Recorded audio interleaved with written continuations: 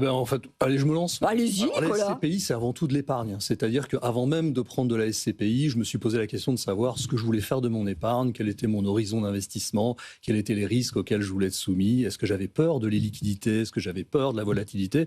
Donc bien souvent, on passe, soit on le fait tout seul si on estime être suffisamment armé. Nous, on conseille généralement de demander à des professionnels de l'épargne de bâtir justement cette allocation.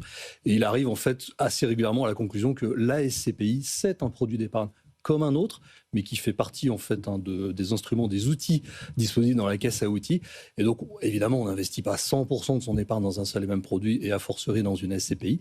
Et la SCPI, c'est un produit qui va exposer le client à la performance et au risque de l'immobilier généralement professionnel et non pas résidentiel. Donc ce n'est pas de l'investissement comme on peut le faire à titre privé, locatif, voire même en défiscalisation.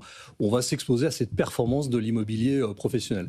Et partant de là, c'est donc un morceau de son épargne qu'on consacre. On accepte les risques des liquidités, on accepte la volatilité des marchés immobiliers.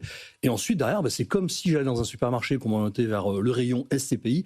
J'ai plein de produits et il suffit que je regarde les ingrédients de chacune des SCPI pour comprendre ce que le gérant va faire. Mais avant tout ça, c'est un produit d'épargne qui est en compétition avec plein d'autres, avec des produits obligataires, des produits actions.